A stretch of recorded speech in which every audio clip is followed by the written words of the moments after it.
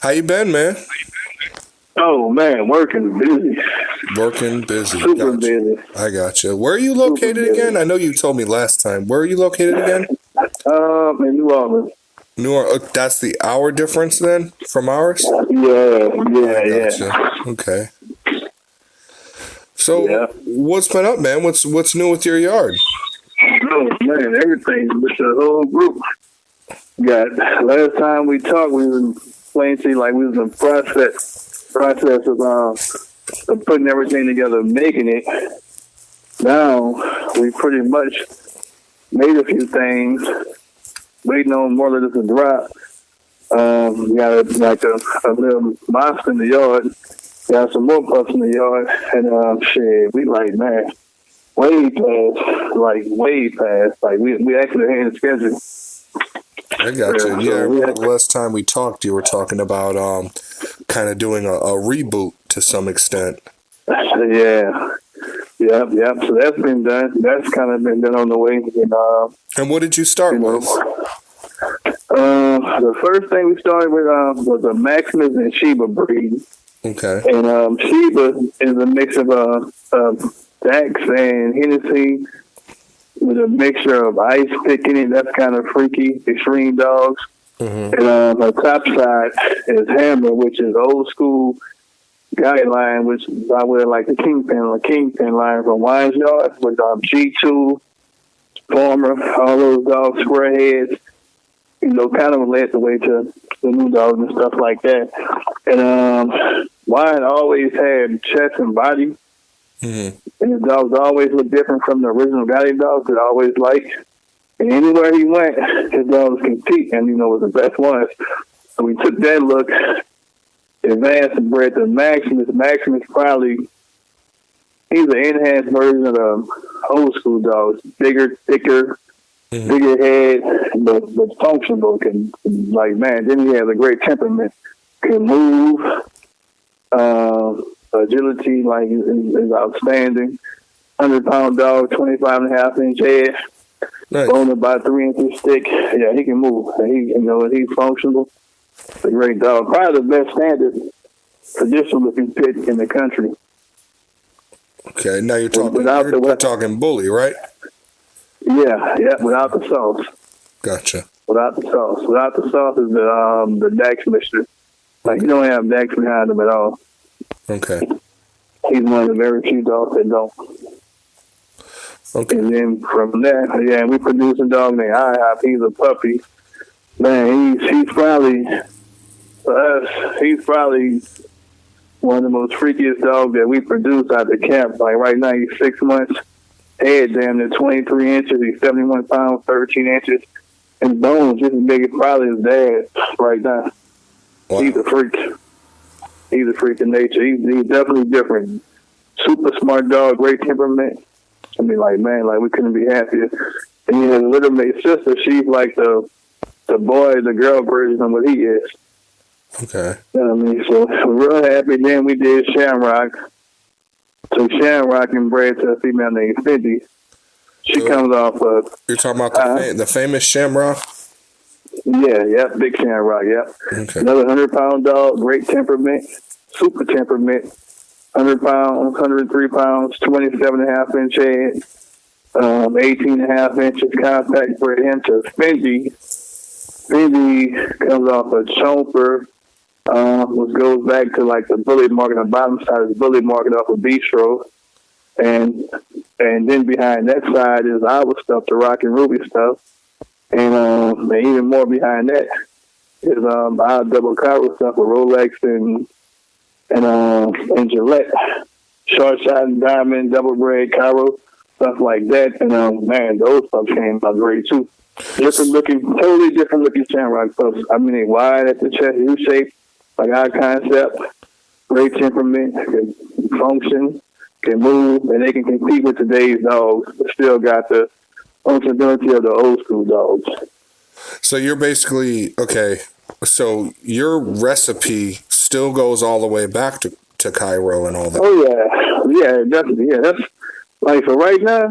And if it ain't broke, don't fix it. When we talked last time, I kind of explained to you that we gonna take what we know, because size is still size, 25, 27-inch hair on the male. It's still 27-inch hair on the male.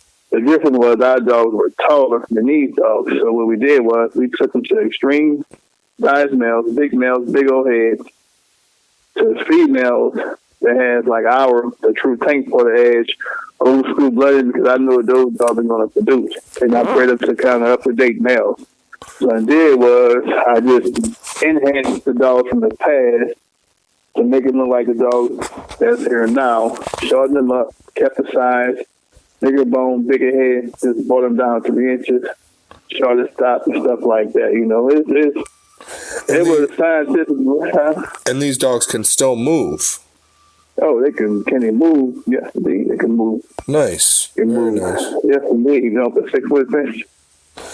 How close would you breed as far as line breeding to inbreeding? What's your take on how close to breed? Or does it depend on what it is, or do you have a formula that you live by?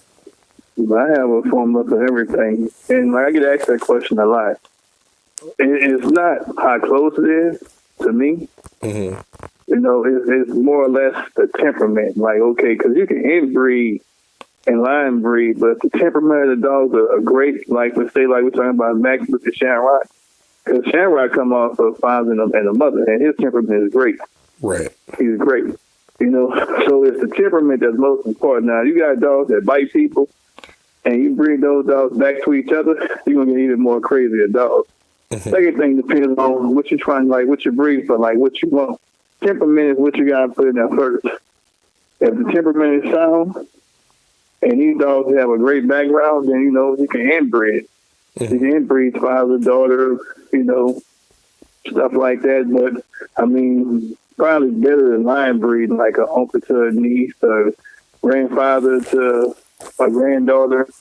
You know, that's probably better. But I would breed father, daughter if the temperament sound. Right. And it's the look I want. You know, these only dogs with the look I want. You know, I would do it.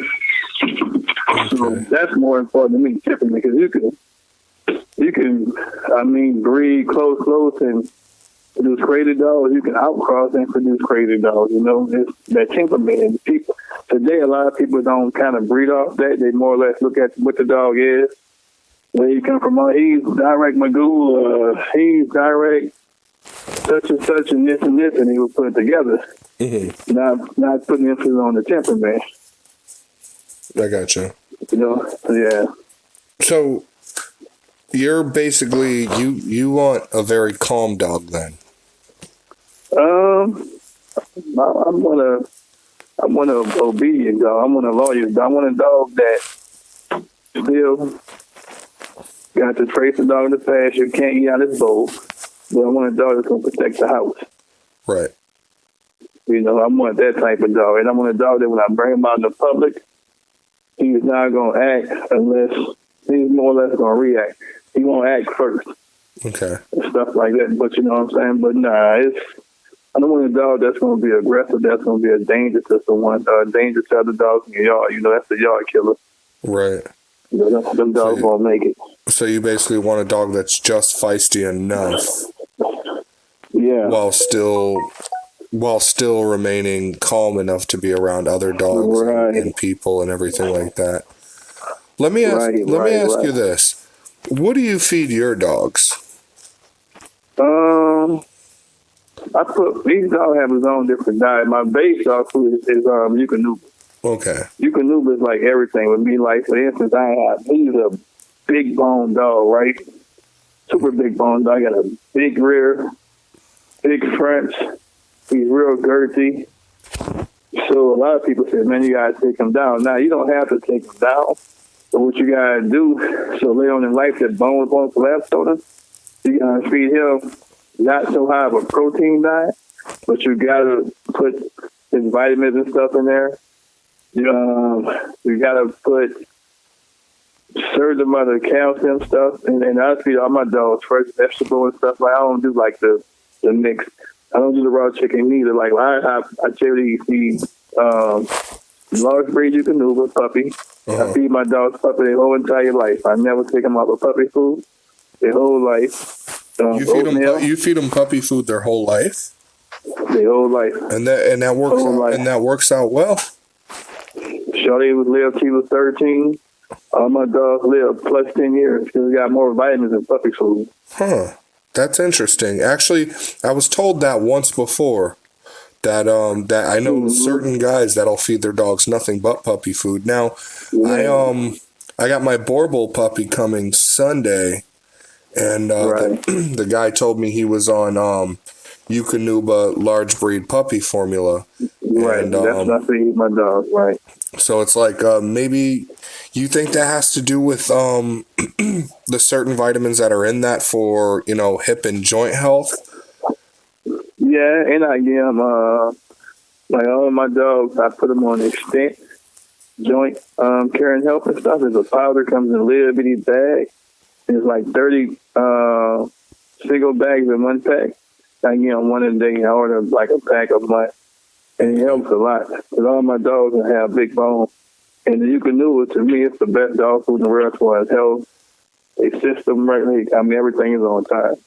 Okay. Everything is on time. And do you hip and joint test regularly? No, not to be honest with you. No.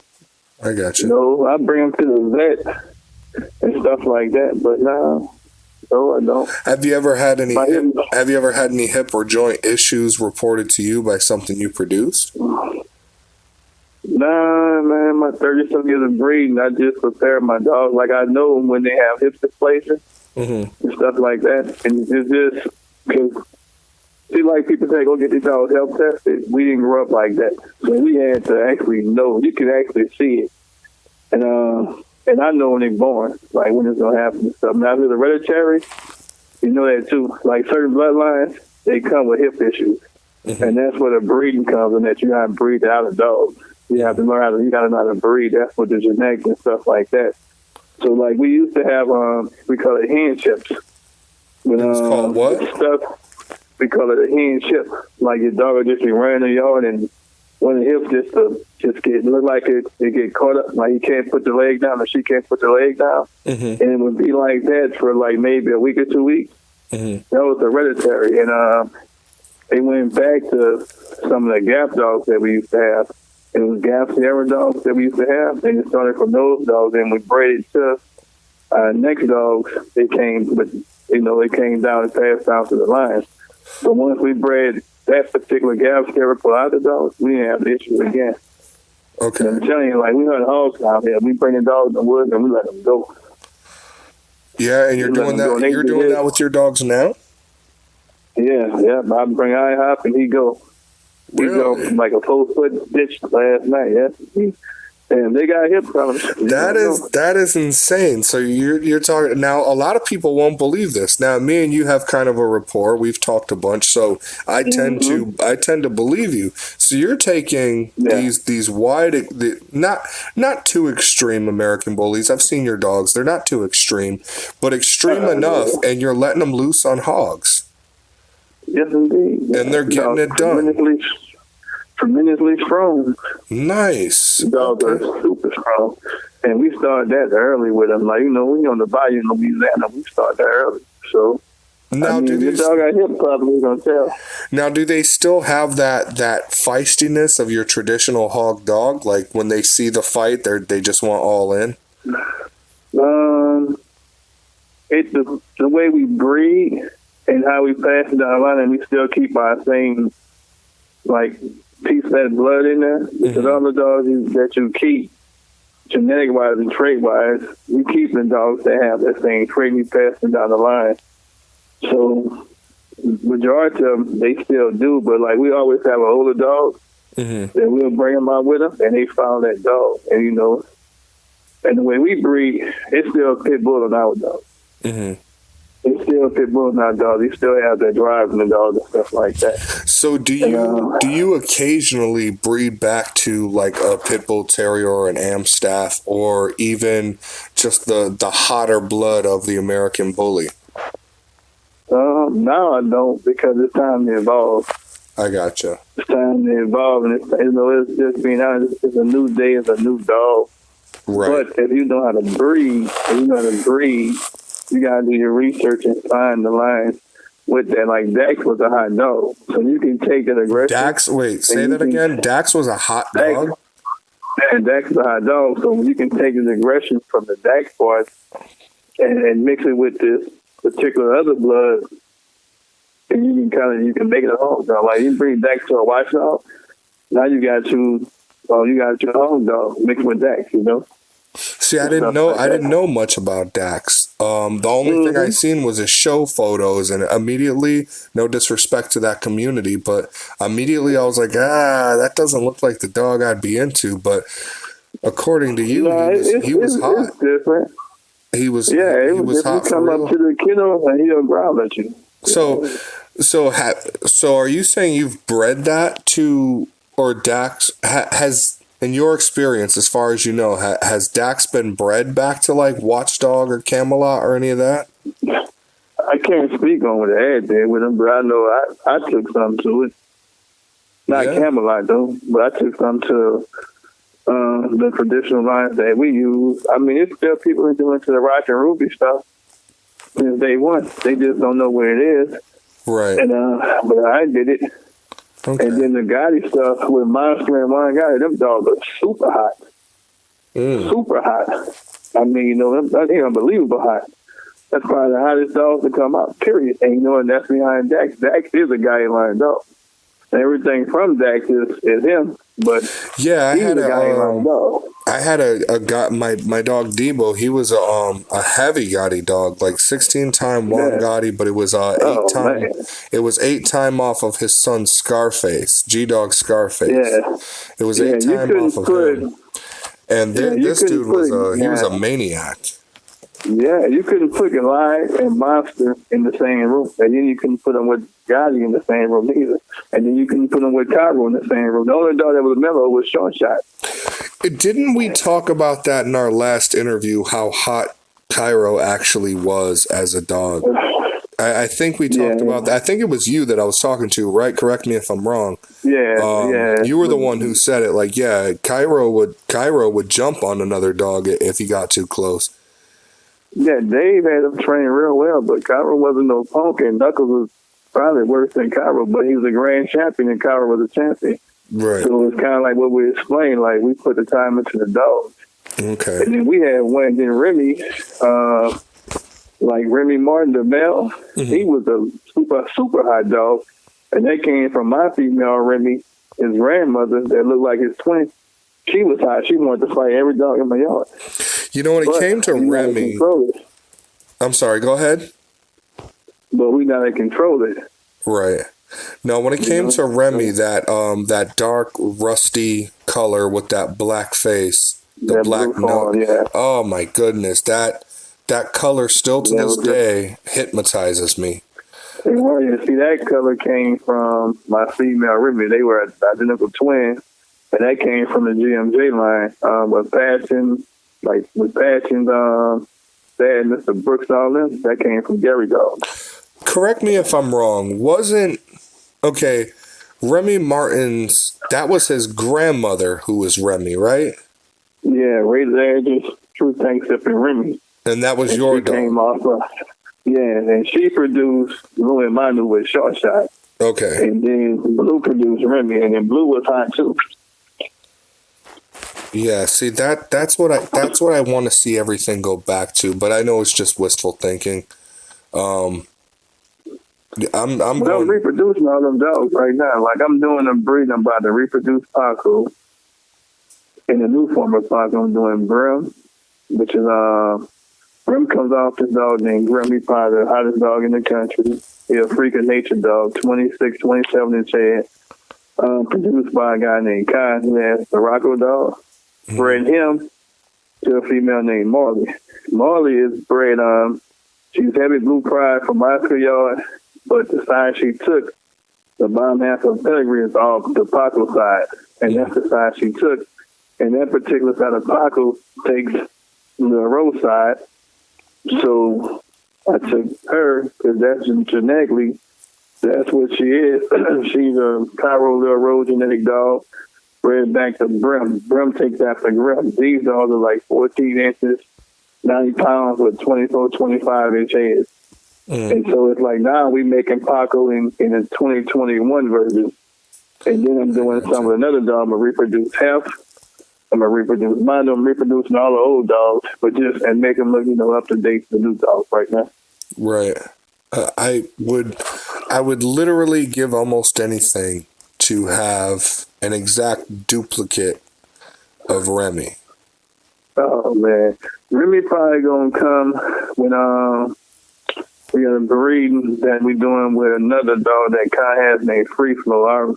He's breeding is strategic and like safe and high. He's Pokemon.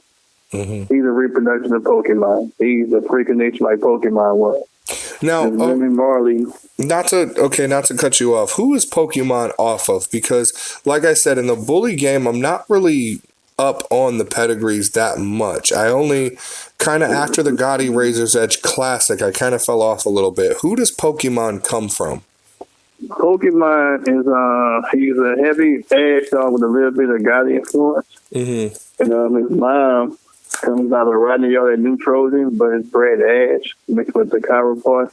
And the top side is like the Remy part with the double bred short shot, shorty pads in, and short shot and diamond.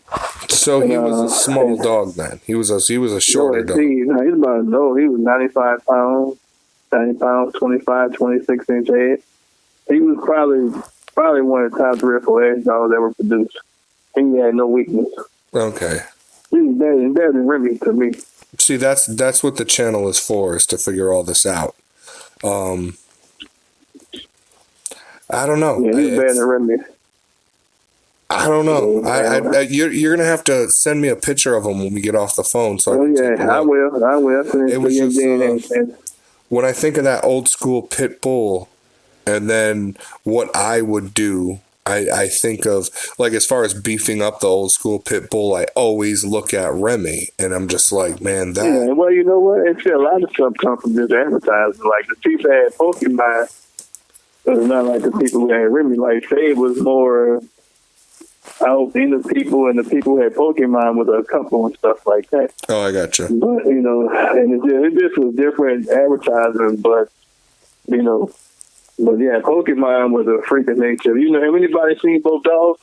Yeah, Pokemon was better than Remy. For the looks and stuff like that. He was better than Remy. Remy was unique because he was like the first of his kind. But he just was a total package dog, and then Pokemon was a bigger version, but actually bigger than Remy. Total package, and then he had the same thing behind him that Remy had. So. And now, that's now was he a bigger wide like, or was he bigger all the way around than Remy? He's bigger all the way around. Bigger. So head, he was a tall. He was a taller dog. Everything. Yeah. When I say bigger, I mean taller too. Like taller too. Yeah, you like a tall. Nah, I don't know if he was. I'd be lying to you if I told you, but Remy's about 18.5 inches, maybe 19. Pokemon probably was the same height. But wider. Just wider, bigger dog. He just all around just better dog. Okay. But they bred Remy more. They bred Remy more and stuff like that. But not the Pokemon. He was that dog. I got you. He can compete with any dog in the world. Yeah. When we get off the phone here, shoot me a text of Pokemon, just so I could take a look and see exactly what you're talking about. My thing is, Battle Bred is definitely more dedicated to the working dogs, but I still have to show my love to the bully community where it counts. So, guys it's coming. Yeah, it's actually coming back because what I've been noticing lately, and like with us, with True Tank getting more active, right? And now that we actually have dogs and we're showing people how we breed. More of the older guys are coming back now. Like even Dave Thing with me and Kurt, that we want everybody to come back because we want to show people that we the best. Period. That's just like we the best in the world. That's period. That is. So we want to show. That's people, who again? That's me and Kurt. Kurt. Kurt. Yeah, that's the other poetry thing. That's my brother. That's the other half. What's his last name? Have I mentioned him? Kurt Plater? But he don't say. Yeah, he don't do. He chill. He in the background. So, Would he be? We have a point to. Didn't he have a huge input on the original Razor's Edge? Well, he's True Tank. He's me. We together. Like everything that we talking about, he's the other half of it. Okay. So I'm just the one that talk about it, maybe put, but everything that I'm saying is actually me and him. And, we just first, really the true first African-American kennel to do what we did, like really do what we did. And we hope all the old guys and everybody come back so it's like, ain't nothing wrong with a good competition, but like with Dave and guys like Rich and like Ed, is rivalry, but it's fun too. And it's like, man, and the dogmen of the past, not like the dogmen today. Right. Like we had to sit there and really put this stuff together because we're not guaranteed no head. Like today, the dog is automatically come with a head. Right. We're not guaranteed that, so we had to strategically think and put it together. And like that's the joy out of that man and the product. I got you. You know what I'm saying? Yeah, and like with us, we want to show everybody that we the best that would do this. That's why the best dogs come from our dogs. If you look in the past, the dogs that made the biggest impact on the bully game come from True Tank. They come from this side of the edge. And the second part of it is, as far as the edge line itself, we want to, like, there's the show side that them guys are doing now, but then, like, Gotti was never really no show dog. They were kind of fully extreme dogs. So that's where True Thing came in. Like, we made those monsters, those bulls. So as far as that side of the edge, that's us. We want to bring that part of the Razor Edge lines back, bring the bulls out to where now we don't have to show, but we're going to bring some big, wide monsters out. We're going to intimidate and, we're going to massive dogs that's functional, that can move, feet not going easty-westy. But they wide is, kind of more like the extreme dog and stuff like that. The extreme class is disappeared because they're not here no more. Right. And that was our thing. So, and that's what we're doing now. We're making extreme dogs, but they function, but they correct. Straight feet, they can move, whatever. It's just a different life from the show dog. Do you think? We want to bring it. Do you think that the original enthusiasm that, like back in the day of like Elite Edge and Gotti, like when the first clash actually happened of Edge and Gotti, late what was it? Late 90s, early 2000s. Was it around there? It really wasn't. It's like we was the first group, and then True Tank was before both of them. Well, and then like we did ours in like '99. I think Dave started Elite Edge maybe a month, 2 months later, whatever. Right. And then they had the guidelines folks with. I don't think they were a group. It's just Rich had his crew. Right. And then the clash came. When we all met, Dave came down here. He brought his dogs, and we came down, and we met in Houston.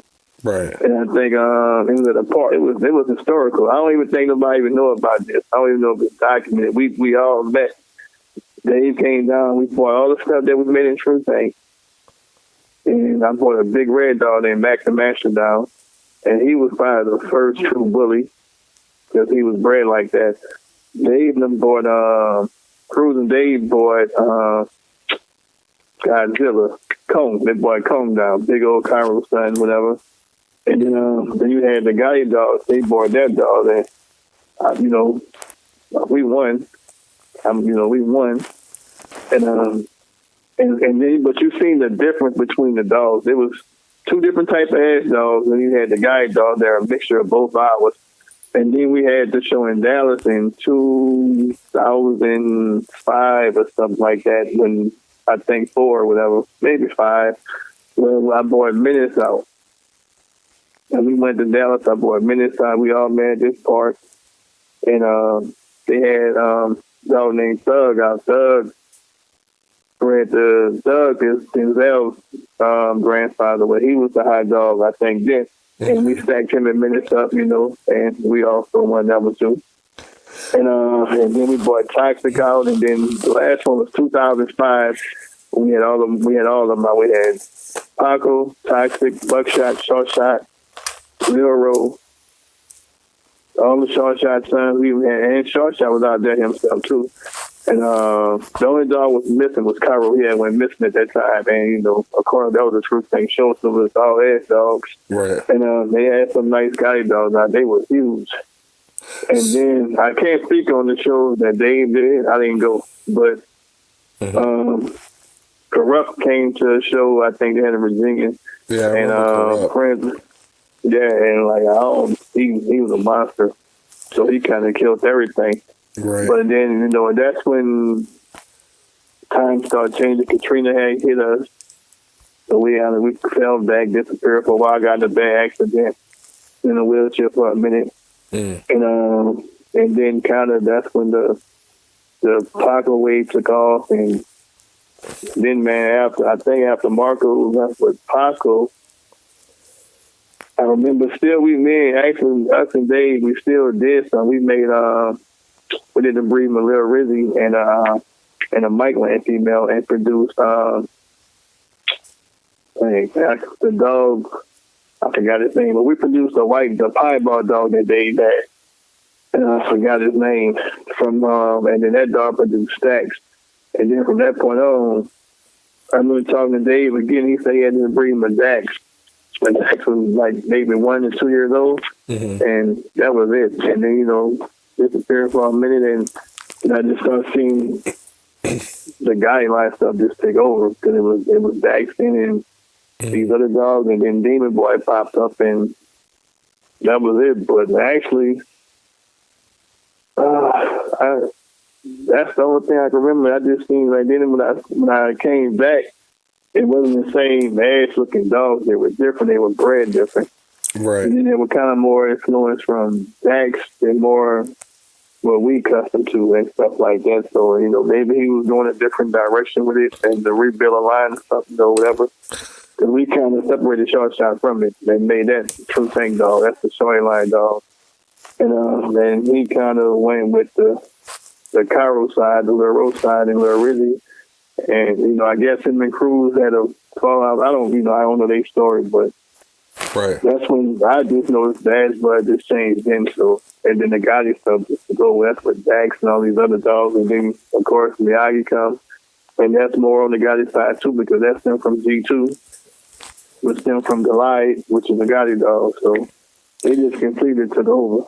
I gotcha. Because people weren't doing what I was doing, but then I had to step back and kind of look at myself, and like the times are different, you know, like we had to fly dogs to do breedings, and now you just can ship a semen, and the work actually comes from putting back in your program as far as like going and get the necessary dogs to be successful, doing the right breedings, like, you know, but a lot of stuff is different than how it was. So they not doing what we do still, but we didn't do what they did also too. So, you know, now it's easier because the technology just could do a surgical and stuff like that. You don't have to pay for all these flights. You don't have to get the health certificates and stuff like that. Now, when it comes to the program, it's just nowadays it's more about money because the dogs are way more expensive now. So if you want to pay the $4,000 or $5,000 for this stud, or you gonna save the money and do it, or you gonna do this and that, you know. Right. It depends. Or you produce your own dog and get lucky, and you got a super stud or a good female, you know. But it's just different now as far as the second part, as far as the knowledge of knowing the bloodlines. That's where we have the advantage. Like these guys, they have no clue. Right. I ain't trying to talk about them. They have no clue. They don't know how the original dog looks. Right. They don't know how the original dog look, and then the concept and the temperament of the original dog. So when they're trying to put something together, they ask the question. It's like they don't know it. What are your plans moving forward? What is your ultimate goal for True Tank?